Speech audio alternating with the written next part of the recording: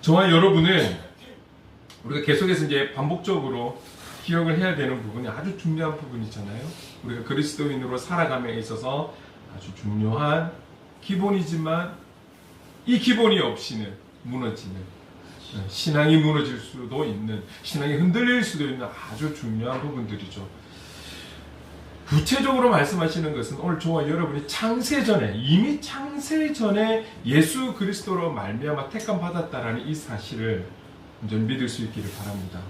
그리고 하나님은 저와 여러분이 거룩하고 흠이 없는 하나님의 자녀가 되게 하셨다라는 사실도 믿고 이 믿음으로 살아가야 할 것입니다. 그리고 이런 믿음을 주신 것은 하나님 은혜의 영광을 찬송하게 하려는 이유로 우리를 세워주셨다라는 사실이죠. 그래서 이 땅에 살아가는 그 믿음으로 고백하고 선포하며 살아가는 이 중심을 가지고 살아가는 모든 그리스도인들이 각자가 하나님의 은혜의 영광을 찬송할 수도 있겠죠. 여러 가지 감사의 제목들이 다 있을 거예요. 그러나 그리스도인이라면 누구라도 빠질 수 없는 그 내용에 대해서, 찬송할 수밖에 없는 내용에 대해서 우리는 10절까지, 그렇죠? 10절까지 해서 세 가지를 같이 나눴었습니다. 그 세 가지가 어떤 것이었습니까? 우리가 찬송할 수밖에 없는 그 중요한 내용. 그것은 먼저 7절에 나와 있듯이 우리가 오늘은 좀 계속해서 그런 찬양을 좀 많이 했던 것 같아요. 예수 그리스도의 그 피로 우리는 죄사함을 받았다라는, 이 죄사함을 받았다라는 것에 대한 찬송, 찬양, 어디서든지 어떤 자리에서든지 이 고백, 이 자랑, 그분을 자랑하고 찬양하는 우리 삶이 되어야 한다라고 명령하신 것이죠. 두 번째는 8절 9절에 나와 있듯이 그 뜻의 비밀이라는 것은 바로 복음을 말씀하고 있는 거잖아요. 복음을 알게 하신 하나님을 찬송해야 되는 것입니다. 왜 그렇습니까? 우리는 우리의 지적인 능력, 우리의 삶의 경험으로 복음을 인정하고 이해하고 받아들여서 믿는 것이 아니라 그분의 은혜 가운데 우리가 그 복음을 믿게 되고, 많은 사람들이 믿지 않는 그 복음에 대해서, 거부하고 있는 그 복음에 대해서 우리는 받아들이고 믿고 있다는 거예요. 그 믿음을 주신 하나님을 우리는 우리가 있는 자리에서 언제든지 성령님께서 기억나게 하실 때마다 우리는 찬송하며 나가야 된다는 것이죠. 세 번째는 무엇입니까? 10절에 나와 있듯이 모든 것을 그리스도 안에서 하나 되게 하실 것을 찬송해야 한다. 이 내용에 대해 우리가 다르게 조금 생각을 하면 결국 그 모든 것을 완성하실 예수 그리스도, 다시 오실 예수 그리스도, 다시 오셔서 재림 예수로 오셔서 모든 것을 완성하실 그 주님을 찬송해야 된다 라고 우리에게 명령하고 있는 것이죠. 여러분, 이런 이유로 인해서 우리는 매일매일의 삶을, 매 순간순간의 삶을 그분을 찬양하는 예배자의 삶을 살아가야 되겠다. 그런데 오늘 11절부터 해서 한 가지 더 말씀하고 있는 내용이 있습니다. 그것이 어떤 것이냐 같이 한번 또 살펴보도록 할게요. 우리 본문 11절, 12절 말씀을 한 목소리로 한번 읽어보겠습니다. 시작. 모든 일을 그의 뜻의 결정대로 일하시는 이의 계획을 따라 우리가 예정을 입어 그 안에서 기업이 되었으니 이는 우리가 그리스도 안에서 전부터 바라던 그의 영광의 찬송이 되게 하려 하심이라. 자, 결국 이 11절 12절에서 우리가 찬송해야 하는 이유는 무엇이냐? 그것은 우리를 기업 삼아 주심에 찬송하라, 찬송해야 된다라고 그렇게 말씀하고 있는 거예요. 자, 그러면 우리가 기업이 되었다, 우리가 하나님의 기업이 되었다라는 것은 좀 더 구체적으로 어떤 말입니까? 그것은 오늘 저와 여러분은 하나님의 상속자가 되었다라는 거예요. 상속자. 하나님의 그 모든 것을 우리가 이어받을 수 있는 이 상속자를 조금 더 다른 말로 표현을 하면, 친근하게 우리에게 익숙한 단어로 표현한다면 하나님의 그 모든 것을 이어받을 수 있는 하나님의 자녀가 되었다. 상속자 아무나 되는 거 아니잖아요. 자녀들이 받을 수 있는 게, 그렇죠? 상속자가 되는 것이죠. 하나님의 상속자가 되었다라는 거예요. 하나님의 자녀가 되었음을 우리는 찬송해야 된다. 언제 어디서나. 여러분, 오늘 우리가 하나님의 기업이 되고 하나님의 상속자가 되고 하나님의 자녀가 되었다라는 것, 지금 성경에서 증명하고 있잖아요. 이게 얼마나 놀라운 사실입니까? 우리가 무엇이 간대요? 그런데 오늘 저와 여러분이 하나님의 자녀가 된 것은 이미 정해진 하나님의 계획하심이라는 거예요. 11절에 나와 있잖아요. 11절에 우리가 예정을 입어 그 안에서 기업이 되었다. 예정. 이미 하나님의 그 계획하심 속에 우리는 그렇게 정해진 거예요. 그 정해진 하나님의 계획이었고, 그 계획이 창세전에 우리를 하나님의 자녀 삼은 이 계획이 하나님의 뜻이라는 거예요. 하나님의 뜻. 이게 11절 말씀이에요. 모든 일을 그의 뜻의 결정대로 일하시는 이의 계획을 따라 우리가 예정을 입어 그 안에서 기업이 되었으니. 이것을 11절 말씀을 거꾸로 돌아가면 오늘 우리가 예수 그리스도 안에서 하나님의 자녀가 되고 상속자가 된 것은 이미 하나님의 정해진 계획이고 이 계획이 하나님의 뜻이었습니다. 이 말씀인 거예요. 이 말씀을 믿을 수 있기를 바랍니다. 아무도 아멘을 안 해. 여러분, 이것은 하나님께서 성경을 통해서 우리에게 알려주시는 거예요. 이 말씀을 확신하고 오늘 우리의 존재가 이미 창세 전에 우리가 깨달은 것은 각자가 다 다르지만 시간이 다르지만 그것은 하나님의 때가 있으니까요. 그러나 이 모든 것은 이미 창세 전에 하나님의 예정 안에서 이미 정해진 하나님의 계획하심이었고 그 계획하심이 우리를 향한 그 계획하심이 바로 하나님의 뜻이었다는 거예요. 얼마나 놀라운 사실입니까? 이거를 우리가 아멘으로 반응을 한다면 이 사실은 너무나 놀라운 거예요. 이 놀라운 사실 매 순간 한 번, 10번, 100번을 고백했고 찬송을 했다고 해서 그 감격이 떠나는 것이 아니라 이거는 우리가 주님 부르시는 그날까지 감격해야 되고 감동해야 되는 사실인 거죠. 온 우주 만물의 창조주가 되신 만왕의 왕이 되시는 그분의 창조 전에 우리를 택하셔서 부르신 이 부르심이 하나님의 계획 속에 하나님의 뜻하심이었다는 이 사실이 너무 놀랍지 않습니까?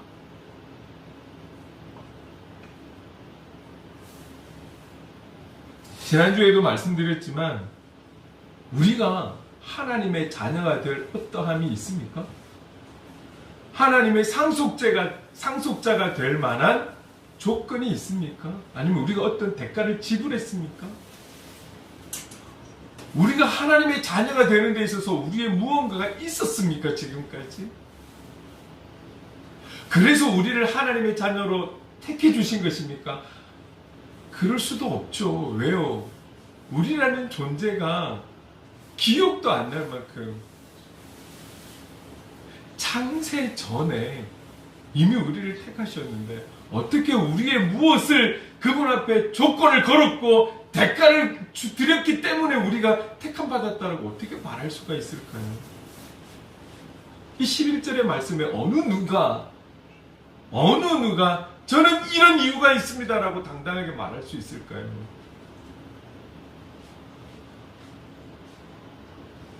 아무 조건이 없었습니다. 하나님은 우리를 향한 일방적인 조건 없는 사랑이었다라는 것이죠. 창세전이라는 단어가 나오니까 참 헷갈리십니까? 창세전이 아니면 예수님의 십자가의 사건을 이야기를 하면 그건 믿으십니까? 그 과거를 어떻게 이해하고 믿으십니까? 예수님 십자가에 달리신 그 2000년 전의 일도 믿는다라면 그게 1000년 전이든 몇십만 년 전이든 창세전에 우리를 창조했다는 게 안 믿어지십니까?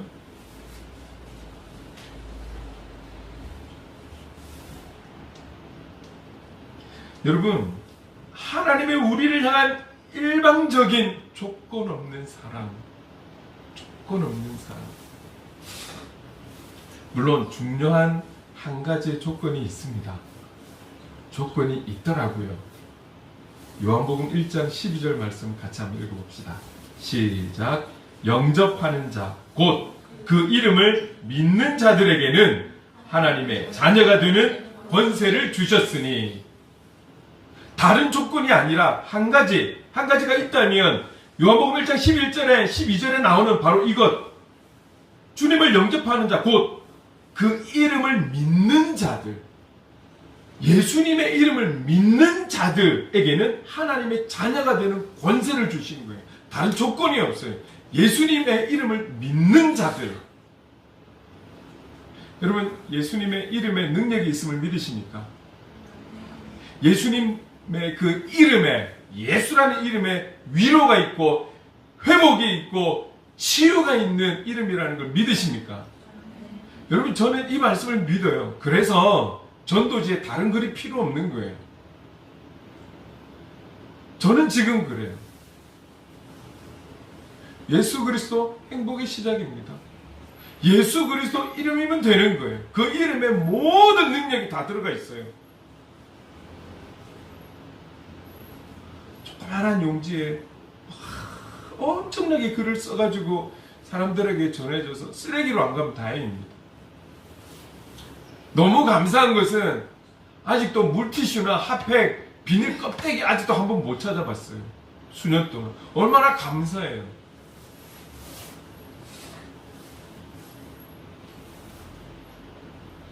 예수 그리스도 그 이름을 믿으면 하나님의 자녀가 되는 권세를, 다른 거 없어요. 그 이름을 믿으면. 여러분, 우리에게 주신 그 어떤 것과도 비교할 수 없는 예수, 그 이름, 예수, 그 이름을 믿으면 하나님의 자녀가 되는 권세가 주어진다라는 이 사실을 믿음으로 받고 그 이름을, 그 이름되게 믿어가는 저와 여러분 될 수 있기를 간절히 소망합니다. 그 이름 예수.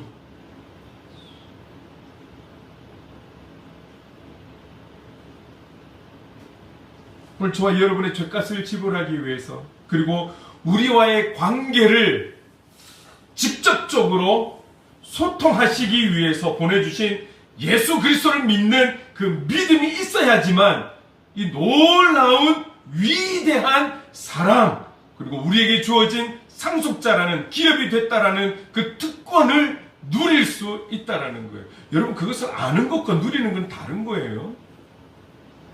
아는 사람은 많아요. 누리는 자가 없는 거예요. 그런데 이 누림은, 이 하늘의 놀라운 은혜를 누림은, 우리가 에베소서 말씀으로 한번 비교해 볼까요? 신령한 복을 누릴 수 있는 자는 결국 그 이름을 믿는 자인 거예요. 그 이름을 아는 자가 아니라 그 이름을 믿는 자는 그 신령한 복을 누리게 될 줄로 믿습니다. 아멘. 시편 2편 7절 8절 말씀을 같이 한번 읽어봅시다. 시작. 내가 여호와의 명령을 전하노라. 여호와께서 내게 이르시되 너는 내 아들이라. 오늘 내가 너를 낳았도다. 내게 구하라. 내가 이방 나라를 내 유업으로 주리니. 내 소유가 땅 끝까지 이르리로다. 자, 이 말씀을 보면 하나님은 여러분을 그냥 너는 내 자녀 찜, 너는 내 자녀 찜, 말씀으로 모든 것을 가능케 하시고 창조하신 하나님이기 때문에 그냥 그 말씀으로 너는 내 아들, 너는 내 딸, 내 자녀, 내 상속자, 내 기업, 아니에요. 오늘 이 지금 방금 읽었던 시편 2편 7, 8절 말씀에서 분명히 말씀하고 있는 게 있어요. 그냥 찍어서 자녀 삼은 것이 아니라, 보세요. 내가 너를, 너 한 사람 한 사람, 여기 있는 저와 여러분 우리이지만 구체적으로 여러분 한 사람 한 사람을 어떻게 낳았다라고 표현하고 있어요. 찜했다, 찍었다, 선택했다 이게 아니라 낳았다라고 표현하고 있어요. 무슨 말입니까? 하나님께서 오늘 저와 여러분을 해산의 고통을 가지고 낳았다라고 말씀하고 있어요. 그래서 너희는 내 아들이요, 딸이요, 자녀요, 상속자요, 기업이다. 이 말씀의 비유는 아무래도 생명을 낳아본 여성은, 어머니들은 분명히 좀 더 이 해산의 고통으로 낳았다라는 것에 대해서 더 피부로 좀 와닿을 것 같아요.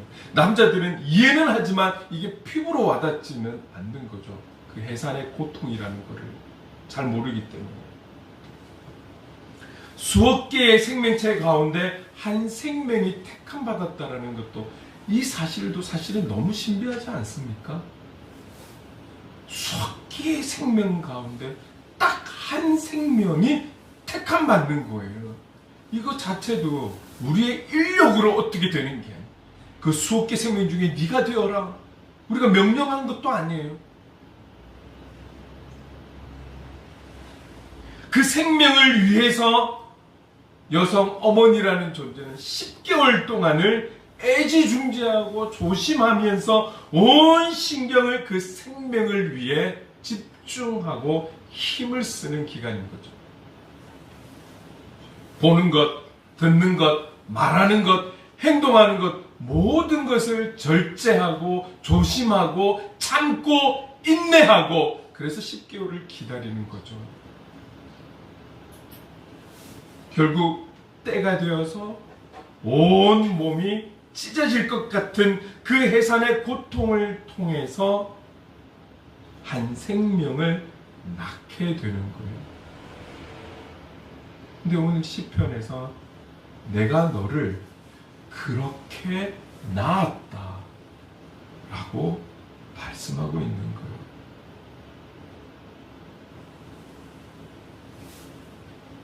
그리고 그 자녀된 특권으로 8절의 말씀처럼 네 소유가 땅 끝까지 이르리로다. 할렐루야. 아멘.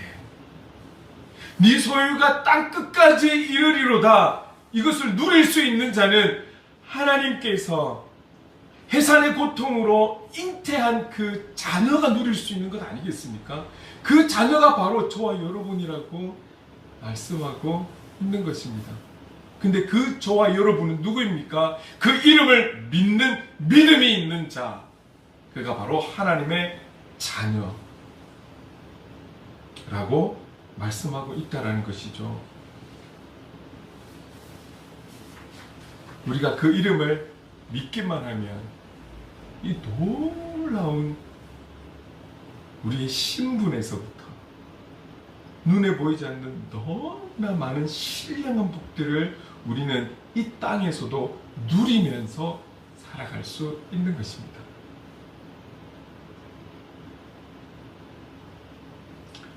모든 역사를 이루어 가시는 하나님, 우리를 하나님의 자녀로 상속자로 삼아주신 그 하나님, 이 은혜의 영광을 우리는 영원히 찬송해야 하는 하나님의 예배자들인 줄로 믿습니다. 아멘. 오늘 본문 13절, 14절 같이 한번 읽어볼게요. 본문 13절, 14절 시작.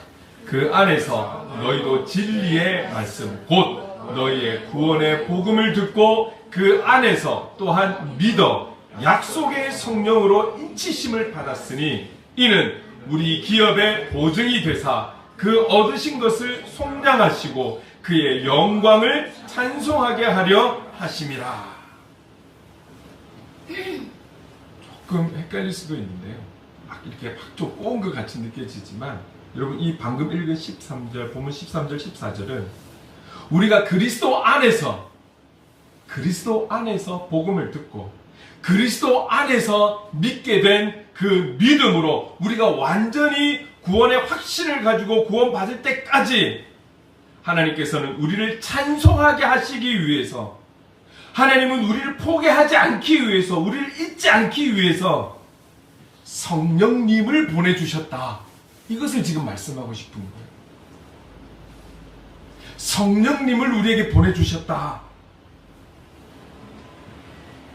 그냥 믿겠지, 그냥 구원받겠지, 이게 아니라 하나님의 성령님을 우리에게 허락하셔서 그리스도 안에서 복음을 듣고 그리스도 안에서 그것을 믿는 믿음으로 살아가고 그래서 구원의 확신을 가지며 그렇게 살아갈 수 있도록 성령님을 우리에게 허락해 주셨다. 그래서 우리는 그분을 향해서 보혜사라고 표현을 하고 있습니다. 도우시는 분.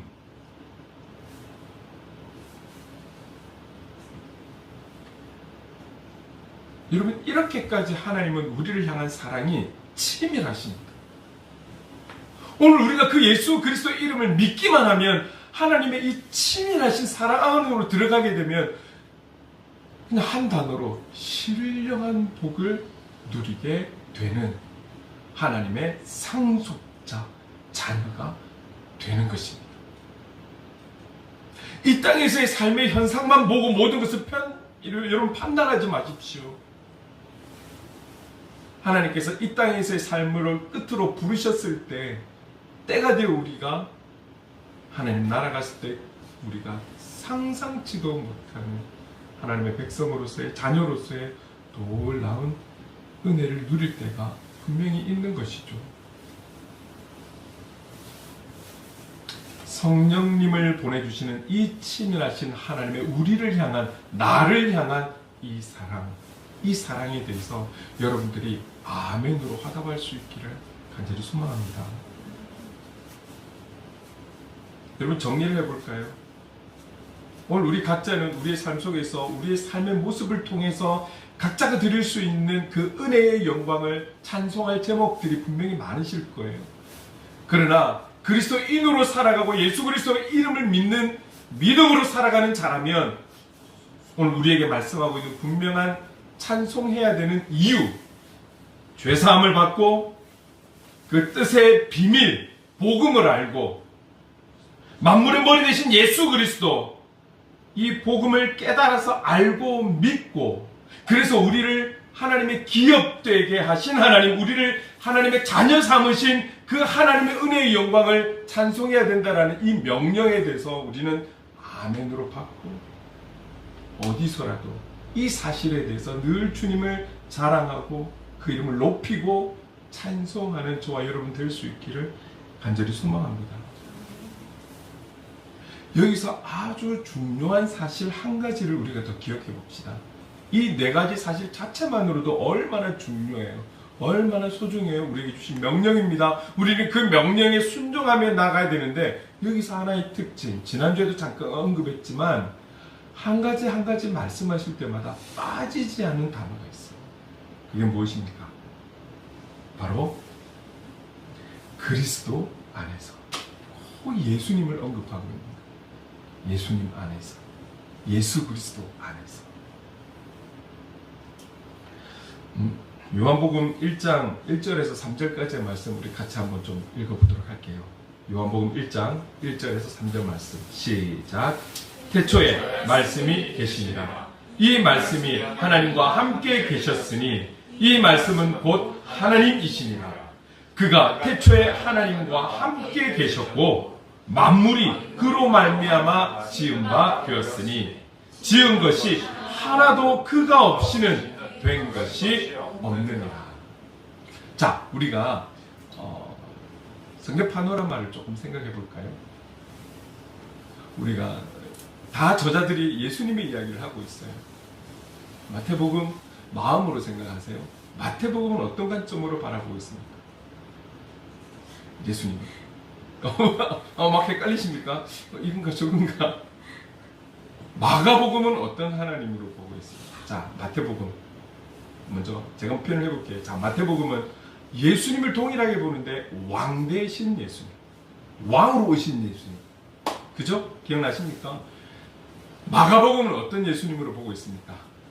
자, 왕이었으면 조금 또 반대로 한번 기억해 봅시다.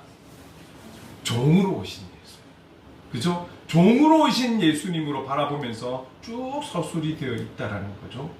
서술이 되어 있는 거예요. 누가복음에서 바라보는 예수님은 어떤 예수님입니까? 저와 여러분과 똑같은 사람으로 오신 예수. 사람으로 오신 예수. 자, 그러면 요한복음은 그에 또 반대가 되는, 방금 읽었지만 어떤 예수님? 신으로 오신, 하나님으로 오신 예수님을 바라보고 쭉 이야기를 써가고 있는 거예요. 그러니까 요한복음의 이 사도 요한은 어떻습니까? 바로 1장 1절에서부터 태초에 말씀이 계셨다. 그 말씀이 예수님입니다. 내 스승 예수님입니다. 그분이 바로 하나님이시고 그분은 창세 전부터서 하나님과 함께 하셨고 이 모든 만물의 창조는 그분 없이는 지어진 것이 없다. 된 것이 없다라고 분명하게 선포하고 있는 거예요.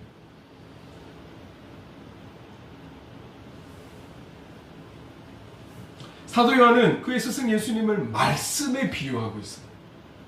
말씀에 비유하고 있어요. 모든 것이 말씀 되신 예수님과 함께, 예수님과 함께.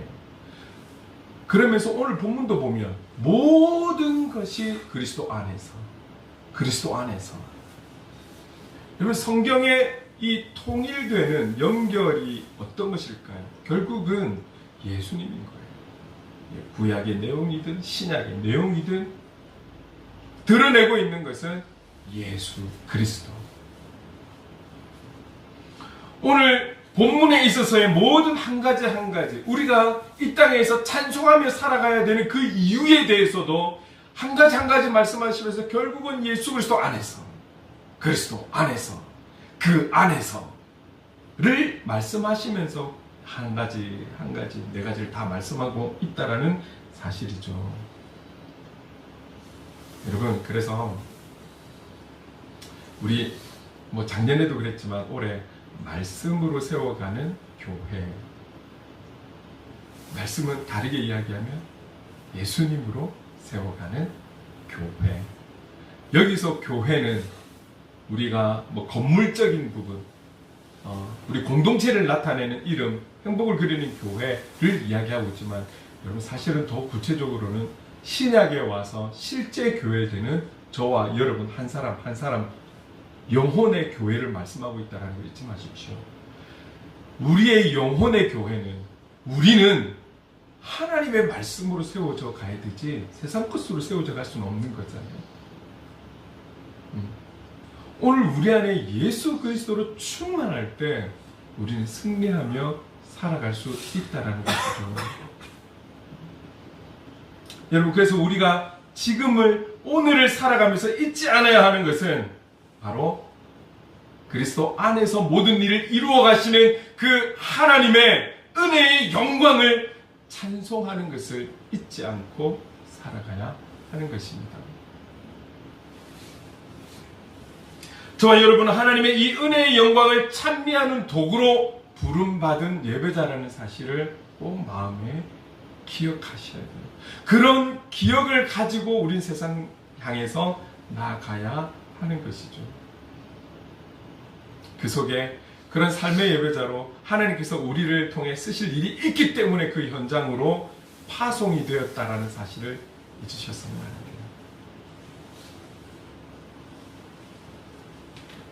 여러분 이쯤에서 한 번 더 좀 강조를 하고 싶어요. 우리가 꼭 오늘 하루에 3장씩 빨간 날은 5장씩 여러분 읽으셨습니까? 우리 체크합시다. 이것도 때로는 공동체가 함께 나갈 때 필요하지만 여러분 어떤 책, 어떤 우리에게 영향을 주는 좋은 책이라 할지라도 우리의 생명에 영향을 주는 선한 영향을 주는 바로 성경책을 늘 우리가 묵상하고 읽고 제가 조금 전에 우리 행복을 그리는 길 장학금으로 이번에 드린 이 친구들은 조금 일반적이지는 않은 교육을 받고 자라오고 있어요. 근데 중요한 건 그 아이들의 순종함이 너무 이뻐요. 충분히 거절하고 반대하고 튕겨나갈 수 있음에도 불구하고 그 말씀을 스펀지처럼 빨아들이고 있는 거예요. 지금 그런 작업들을 계속하고 있어요. 언제가 될지는 모르겠으나 그들이 인생을 살아가면서 그 말씀의 능력이 나타날 때가 있을 거라고 저는 분명히 믿습니다. 우리 그렇게 한번 외워볼까요? 제가 이렇게는 말 못하겠어요. 그러나 여러분, 오늘 우리가 바라보고 듣고 있고 읽고 있고 묵상하고 있는 이 성경의 말씀은 바로 예수 그리스도이시고 이 그리스도 안에서 우리의 모든 것들이 세워져 간다라는 사실을 꼭 기억하셔서 말씀을 날마다 매 끼마다 우리가 음식을 먹고 힘을 내어 살아가듯 오늘 우리의 영의 영혼은 하나님의 말씀을 먹고 살아가야 한다는 이 사실을 믿으시고 늘 말씀을 함께 할 수 있는, 가까이 할 수 있는 저와 여러분 되었으면 좋겠습니다. 우리가 하나님을 찬양함에 있어서 그 어떤 것도 방해가 될 수 없습니다. 사회적, 경제적 현실, 어떤 바이러스, 전쟁도, 심지어 악한 나 자신조차도 하나님의 은혜의 영광을 찬송함에 있어서 방해될 수가 없습니다. 우리 교회 성도가 많이 없다는 것도 찬양할 수 없는 이유가 될 수 없는 거예요. 오늘 이 자리에 한 명이든 10명이든 100명이든 1000명이든 어떠하더라도 동일한 하나님의 찬송이, 찬양이 흘러나와야 하는 교회 공동체라는 것이죠. 어떤 이유도, 어떤 시대적인 문제도, 나의 삶의 개인적인 문제도 우리가 하나님을 찬양할 수 없는 이유가 될 수 없다는 것을 기억하셔야 돼요. 내 기분에 따라 찬양하고 안 하고가 아니에요. 나의 감정에 따라, 나의 상황에 따라, 나의 환경에 따라 찬양하고 안 하고가 아니에요. 우리의 선택이 아닌 하나님의 명령에 우리는 순종하며 나아가야 된다는 사실을 기억하시기 바랍니다. 쉬운 결단은 아니지만 모든 상황 속에서도 오늘 하나님의 명령에, 말씀에 순종하는, 찬양하며 찬송하며 살아가는 예배자가 되기를 소망합니다. 결단합니다. 이런 마음이 오늘 우리에게 있기를 간절히 소망합니다. 그런 삶의 예배자로 살아갈 수 있는 저와 여러분 될 수 있기를 주님의 이름으로 축원합니다. 아멘.